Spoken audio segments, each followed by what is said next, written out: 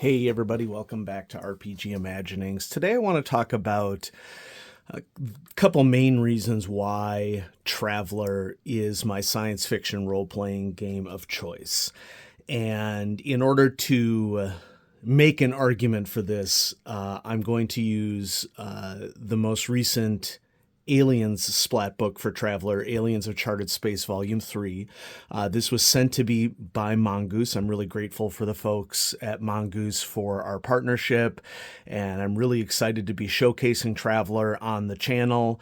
Traveler is a very, very old role-playing game that isn't that different from its original iteration because its original iteration wasn't broke. So if it ain't broke, don't fix it. And I think part of the reason why Traveler has endured is that it appeals to so many different aspects of role-playing that are interesting to players.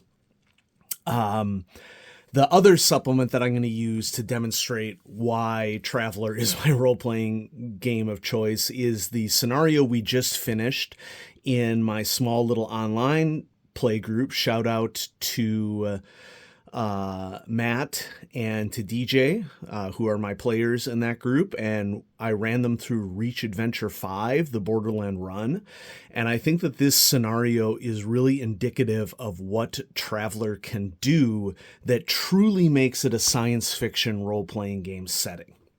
And let me explain what I mean by that, because I think that there is general confusion in the populace about what science fiction is and the role that it serves as a form of medium, as well as confusion within the hobby. And probably the best way that I guess I'm prepared to sum it up right now is that science fiction is not fantasy in space. Okay, there are certainly a lot of really fun properties that are essentially fantasy in space. Star Wars comes to mind. There is nothing about Star Wars that is science fiction from a literary perspective. I mean, arguably the closest that it gets is Andor, okay, is probably the closest of what has brought modern Star Wars into the potential of a science fiction realm. And the reason why I say that is because science fiction as its core developed as a literary form as a way to safely challenge societal norms, the nature of humanity, and what it means to be human and the choices, difficult choices that humans have to make in their lives. I'm not saying that that doesn't exist in fantasy. It certainly can exist in fantasy, but that hasn't been historically the focus of fantasy. Fantasy has tended to be more moralistic and allegorical than anything. Science fiction is really about saying, okay, this is something that makes being a human really difficult. Let's really explore this. Let's graft something on top of it that makes it safer for you to explore it. But that's essentially what science fiction is. And so in order for science fiction to be successful, in my opinion, you have to have challenge to the reader, or in the case of a TTRPG, participation of people involved. It can't be something that is safe in order for it to be science fiction. When we think of classic science fiction literature, it makes you think and makes you say to yourself, oh, crap, are there alternate possible explanations for this? Oh, crap, there aren't really easy answers to this ethical dilemma, are there? And the core of Traveler, I think, has really set up a world in which those types of questions are possible. There are other role-playing games that exist in space that it's really just space fantasy. Okay, it's not really science fiction. Just because you set something in space doesn't make it science fiction. Okay, science fiction has that inherent challenge element to it. I think that Aliens of Charted Space Volume 3 is a really good example of a splat book that has that kind of challenge-focused science fiction in that there is a little bit of the familiar, there's quite a bit of the unfamiliar, and a judicious referee is going to use components that can challenge players to actually challenge them. And those challenges aren't necessarily always technological challenges. They aren't always necessarily difference in species, although obviously, an Aliens of Charted Space book is going to have some distinct differences in species. A lot of the best elements of science fiction are cultural elements and how cultural bias interferes with things like technology and differences between species.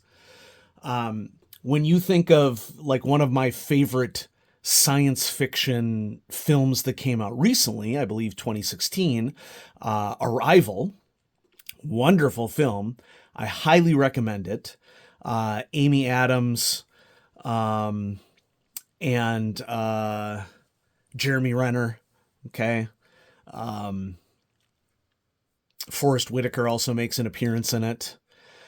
That was a wonderful science fiction film that focused on the difficult parts of first contact that people, I think, who lean towards science fantasy or fantasy pretty much ignore because it's inconvenient for them to have to deal with from a story standpoint. In other words, they don't want to, it seems like they don't want to think too hard about the realities of first contact. And one of the biggest challenges of first contact is the nature of communication and how we would go through a process of actually communicating with a species from another world who has a different framework from our own, completely different framework. In Arrival,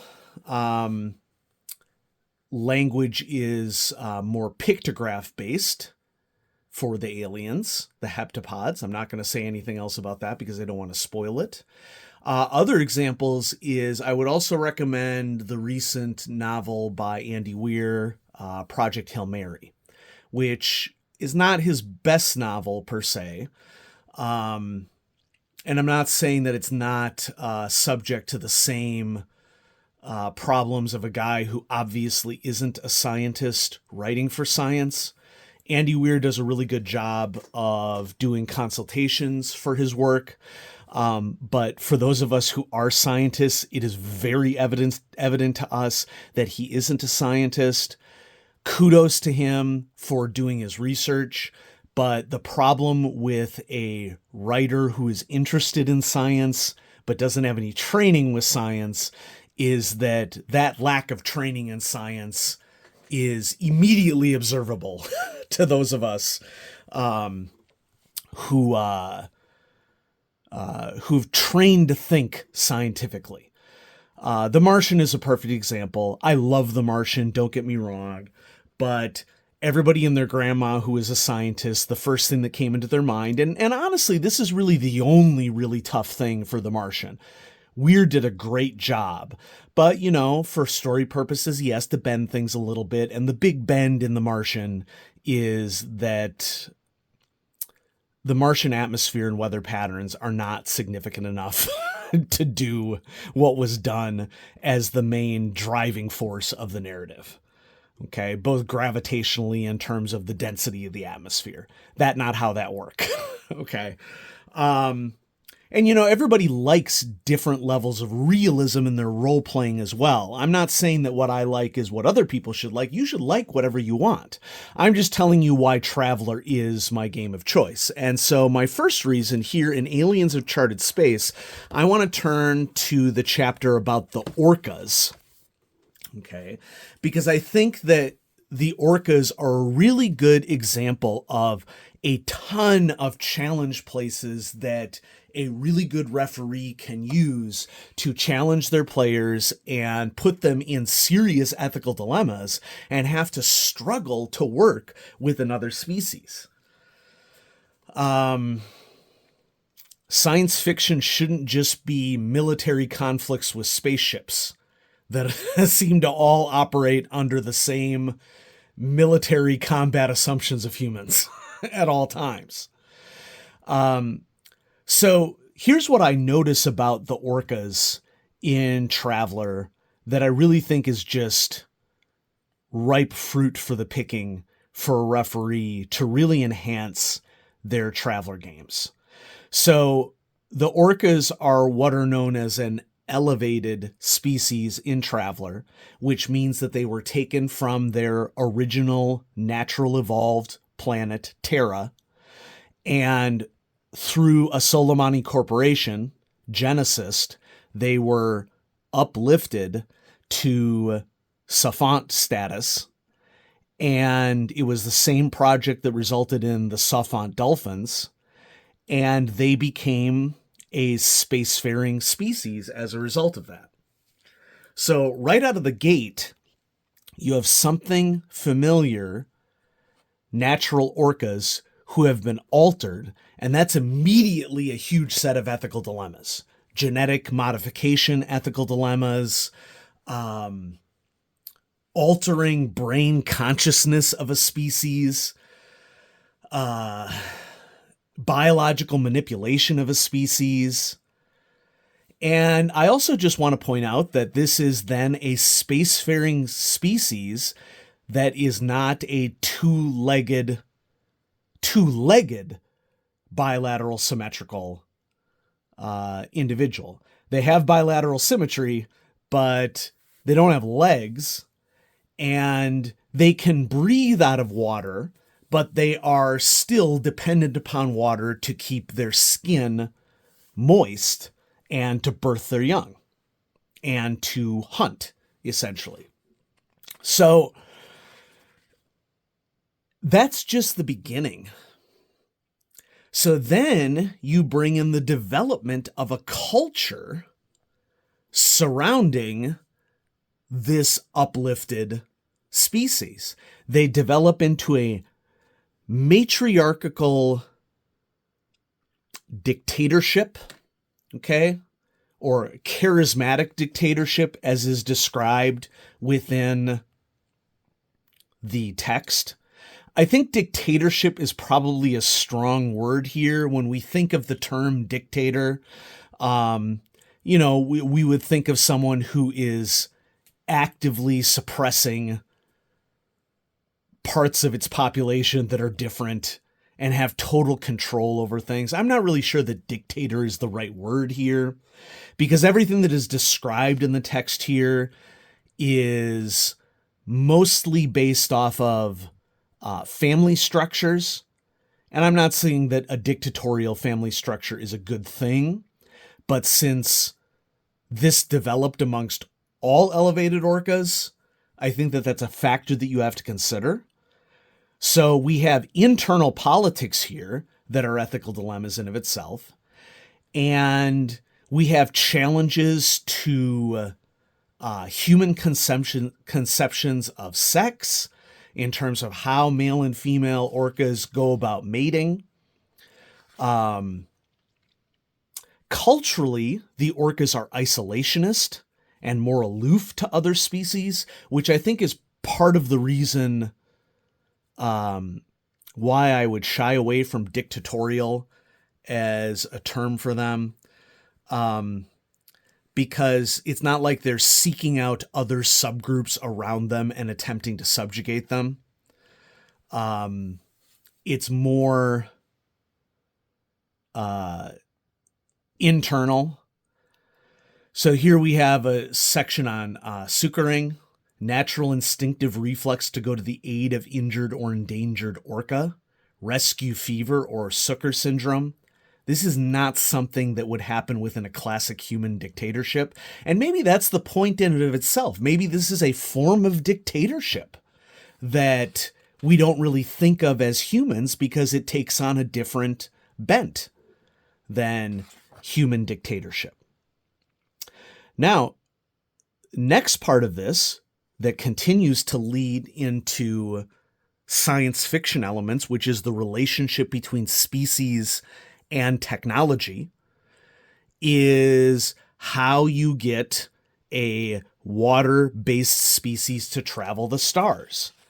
and how they dress and how they express themselves. So orcas have no taboos regarding nudity. Okay? Huge taboo in a lot of human society. Once again, a cultural challenge. They engage in ritual scarification. Once again, this is something that is an ethical hot button topic amongst humans. I have tattoos, okay? I'm fortunate in the super majority of people that I interact with in my work and in my profession see no problem with me having tattoos because I'm an educator in an urban area, and in an urban area, tattoos actually give you street cred. Okay? Because not having tattoos is associated more with a traditional suburban, how dare you alter your body sort of conception for things. You know, I think of piercings, you know, as another example, or earlobe plugs, or other sorts of body modification. And then on the other side of things, you have aspects of human society related to personal alteration that are more controversial. Male and female genital mutilation. That's an interesting comparison because it is essentially a scientific trope. What are the ethics of someone altering their biology? Yeah, we're not talking about robotics there. We're talking about just biological structures, but it is still something that is ripe for exploration within science fiction.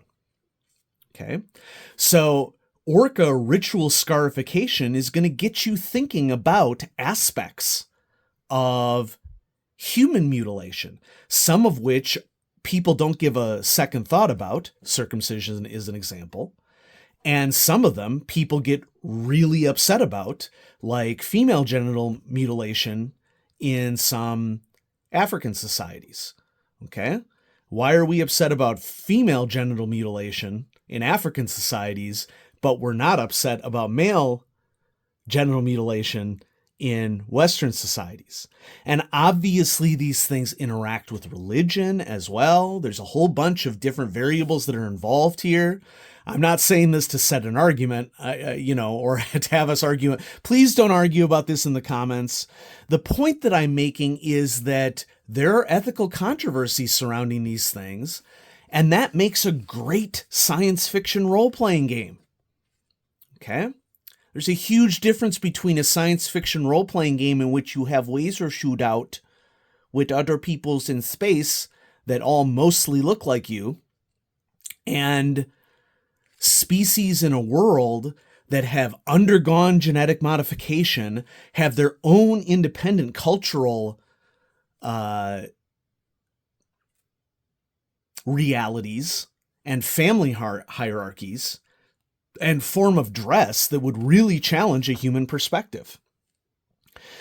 Sections on how they engage in business. They don't understand the abstract concept of money, but do understand the concept of performing service or providing goods for services or goods in return. So they're largely using a barter system, but service would be the primary aspect of it. Is it really so strange for us to consider the possibility that money had not been invented in human society and bartering just continued? That is a distinct possibility. And that would really challenge someone who's engaging in a science fiction role-playing game where acquisition of wealth is a personal goal of theirs. Not everybody has a personal goal of acquisition of wealth. Okay? As a proud member of the Great Resignation, I would rather live my life now than be miserable for 40 years and then have an okay life for the last 15 years of my life. That is a huge generational difference between me and my parents. And it's those sort of attitudes that are older people will look at me and look at me like there are lobsters crawling out of my ears, but it makes sense to younger generations. Those are science fiction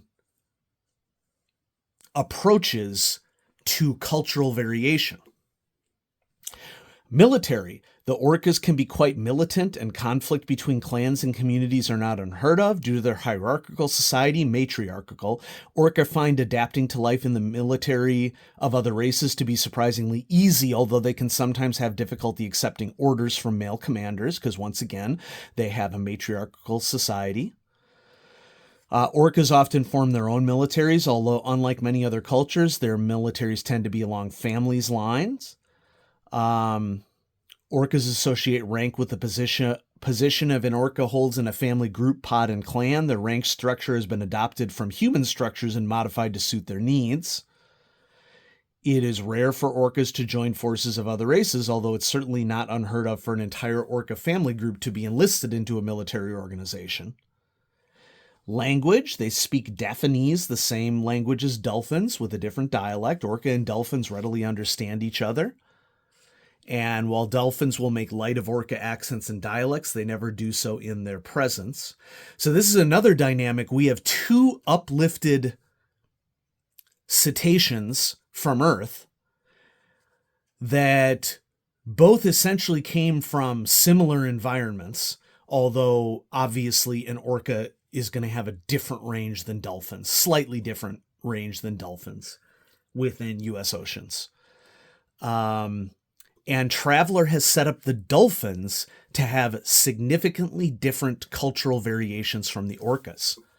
So the other thing that you could do as a referee in Traveller is that you could have your travelers interacting with the orca, investigating all sorts of weird cultural and biological variations that really challenge the travelers, and then introduce the dolphins, and it gets even stronger.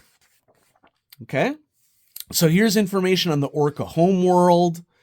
They haven't settled a lot of worlds because there aren't a lot of worlds that they feel are appropriate for them. And then where we really get into interesting tech interactions for orcas is how they get about the galaxy. And notice how I'm skipping over some important stuff too. Economy, culture, urbanization. Their home planet is Suffren, and they have the Great Ziggurat of Suffren, site of some ruins that are believed to be of ancient origins. Okay, the site consists of ruins of a small village. And so this just looks like an ancient site that exists on the orca homeworld. Various animals that you can encounter. And then for orca travelers, you could be a philosopher elder, a spirit singer, but this is the part that I really wanted to get to here, the central supply catalog section for orca, because it's how do you use orca travelers or NPCs within a Traveller RPG game in a way that presents science fiction quandaries to your travelers. Okay? On an extreme standpoint, we have travel suits here, combine gravitic technology with a hostile environment suit, and contains a superhuman atmosphere for the health and comfort of its orca wearer. But I mean, think about this. If you had to interact with a culture and you had to wear a suit like this all the time, that would be anywhere from potentially demeaning to claustrophobic and restrictive to you. And so here we have another ethical dilemma that has to be confronted by travelers or orca travelers or orca NPCs. Oops. I also... Okay, so this section does not have a specific spaceship section for the orcas, but I want to turn back to the dolphins because the dolphins do, and I think that this is a really good example of more challenges as to how do orcas move about in space. Well, they have spaceships that have very open plans that have hulls that have internal water structures. And so this Dream Song laboratory ship, okay, is a really good example. An egg-shaped structure that is largely filled with water at the appropriate salinity and temperature for a sophont that is waterbound. And all of the different decks are easily traversable by swimming bodies. And so when travelers encounter dolphins or orcas for the first time, they have to contend with the fact that the opposing ship is underwater, essentially. Underwater isn't the right term, or filled with water. How do you negotiate that from a problem-solving standpoint? Have the dolphins and orcas planned clearly in advance? Is this a non-problem? Would a human assume that it's a problem, whereas the problem has been solved a long time ago by the dolphins or orcas because they sometimes need to interact with humans, and these foolish humans have assumed that elevated dolphins and orcas never thought about how to get their ships to interact with other species? There's all sorts of wonderful fodder in this book. And these are just some examples. There are many other examples in the Traveller universe. I'm thinking of sophonts that do not have bilateral symmetry. I'm thinking of the Aslan, which may look like Earth lions, but they are not Earth lions. Okay? They were not elevated by Genesis. They evolved independently. Probably really good example of convergent evolution based upon their worlds. And so then you get travelers thinking about the nature of evolution and similarities that could exist between development of species within a small portion of a galaxy. And that's what I'll end on for this, is that Traveller has a huge portion. Huge is unfair. Traveller has a small portion of our galaxy mapped out that, relative to human understanding, is huge. And when you have a large space to explore, that should be infinite possibilities of what you could encounter. You should be able to, in a good science fiction role-playing game, do any style of play and get some really, really good challenges in there based off of politics, culture, biology, physiology, you name it. And I think that Aliens Uncharted Space Volume 3, the orca and dolphins in particular, but also the variations between the Darians and the Blops, the Darians being physiological distinct but also culturally distinct humans, and the Blops being another very distinct from human but still having bilateral symmetry. There's so much to explore and to challenge yourself with in a science fiction setting, which is what science fiction should be.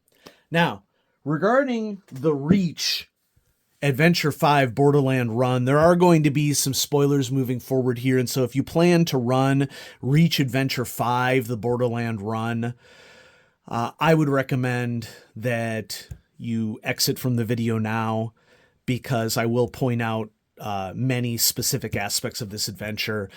Reach Adventure 5, the Borderland run, takes place in the Trojan Reach, which is the borderland region between the colonies of the Aslan Hyrate and the edge of the Imperium.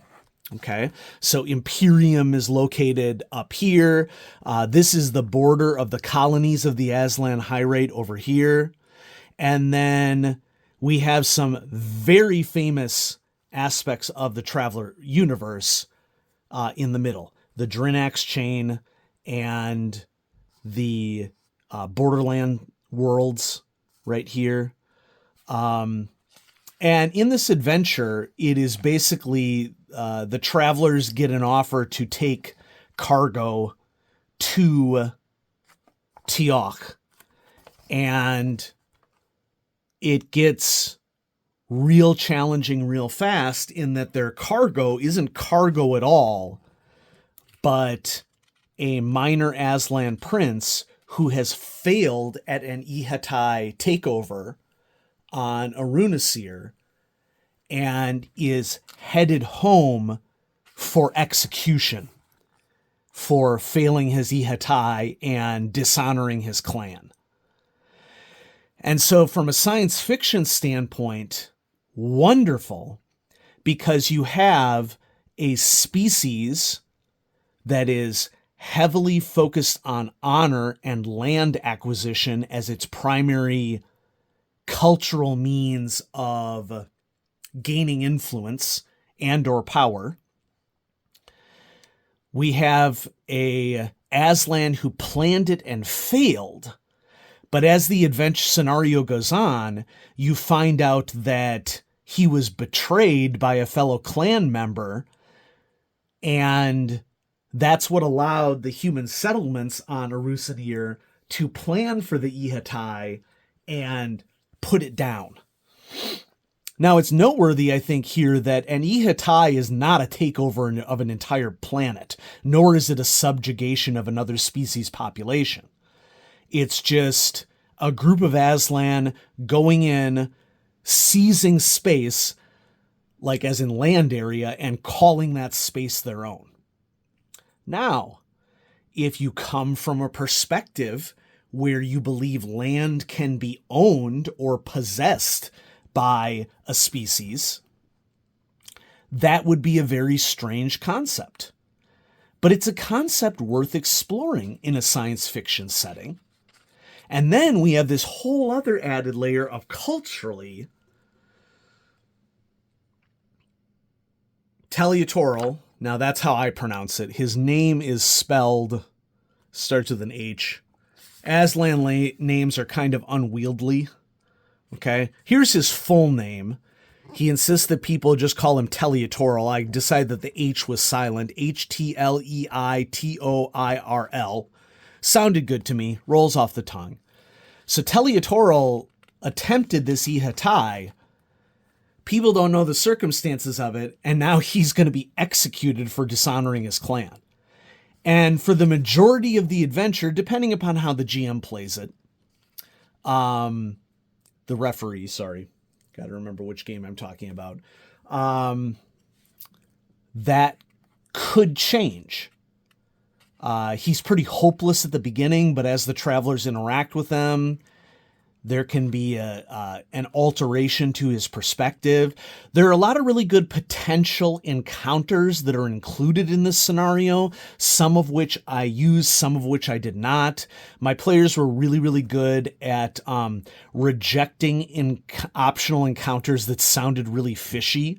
It took a lot of effort on my part as the referee to find a combination of factors that would allow them or make them willing to take the job, because everything just sounded super fishy to them.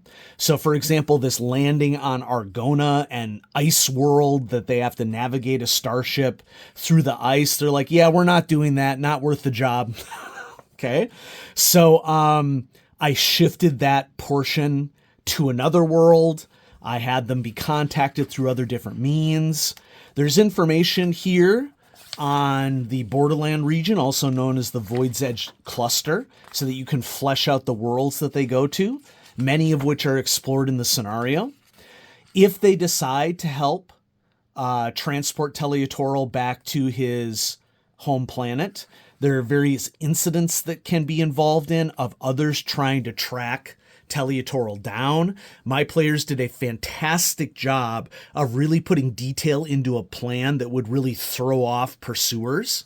And there is an interesting mechanic in this scenario that I really didn't need to use at all, because my players essentially just eliminated the need for using the mechanic. So basically you would rate encounters based upon how much misdirection the travelers planned, and the more misdirection there is, the less opposition that they face. And so they ended up deciding that they were going to scoop fuel and refine it and not go to starports and just stay on the edge of systems. They were attacked by a raiding party. That was our first space battle. And that was a good learning curve for us because I planned for a spaceship that was way too powerful, and I had to sort of alter things to make sure that their spaceship wasn't just utterly destroyed. I know that there's some people in my audience right now who are like, you should have destroyed them. You should have destroyed your entire campaign. But folks, we need to acknowledge the fact that if you say that you design perfect encounters, it's just not true. Okay? Be honest with yourself, because I've never encountered a single GM, no matter how good they are or think they are, that plans perfect encounters. I've literally never encountered a single GM, and that's sitting at hundreds and hundreds of tables over my time as a role player. So, one thing that can serve GMs really well in terms of improving their skills is a little bit of humility. Okay? Just going to pitch that to the audience. And so Teleatoral asks them to stop at various worlds, the first of which is at Sync, in which they're trying to infiltrate the home of the betrayer to get data that could demonstrate that the Ihatai was subverted. The interesting thing about that culturally is that it is considered perfectly fair play for one clan to sabotage another clan's Ihatai. But since this happened within clan, that is a different situation, because then you have a betrayal happening there. Then you travel to the world to meet Teleatoral's betrothed and his friends. And all this time, you're dealing with Teleatoral's emotions on being executed for his failed Ihatai and how to keep him under control. And at the end of the adventure, the travelers have an opportunity, and this scenario does a really, really good job of pitching so many different possible outcomes depending upon the player's choices. There is the possibility that the travelers can get Teleatoral exile if they culturally play their cards right.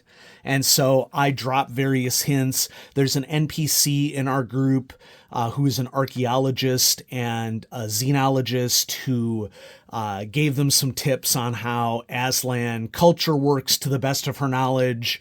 And Matt did a great job giving a very impassioned speech, short speech as required by Aslan culture, and then presented the data and took Teleatoral's place in the ceremonial duel. And it was an interesting duel because the first round or two of Aslan duel is supposed to be more ceremonial, where the Aslan takes a easily blockable strike to test the basic forms of combat, and then it escalates from there on out. And so when it escalated, the Aslan just basically comes up to Matt's character Edris and smacks him into the ground really hard. But that was Edris, the character, fulfilling his requirement of standing in Teleatoral's place and allowing the clan's honor to be preserved. And this is going to open up a lot more avenues for the players in their relations to this Aslan clan. And so we have some interesting politics, interspecies politics happening here, which can all be part of great science fiction settings. So I would consider this a science fiction scenario because although it has very common science fantasy tropes like truckers in space, there's also a lot of interspecies conflict and cultural interaction that really challenges human players' assumptions about ethics within a very, very diverse galaxy. And so there you go, folks. These are two examples of why Traveller is my science fiction setting of choice and why I believe that it is truly a science fiction setting. If you prefer science fantasy, that's perfectly acceptable. I support you. There's certainly elements of Traveller that lead on the side of science fantasy, but the potential for Traveller for science fiction is immense and really produces some thought-provoking situations, and that just encourages great role-playing. Role-playing is so much more than stats and rolling dice. And I understand that many people, for role-playing to be a game, you have to be having some chance elements to it and rolling dice, and that's perfectly fine. But what I like about role-playing is having to persuade and interact and question and play a character and problem solve and come up with options. And Traveller, I think, naturally encourages that just by the nature of the setting itself. And so there you go. Thanks everybody for watching. Thanks to Mongoose for sending me Aliens of Charted Space Volume 3. Really enjoyed reading through it, and I will continue to use it in my games. Reach Adventure 5, Borderland Run, is an excellent scenario. I recommend that you check it out. And have a great day, everybody. Bye-bye.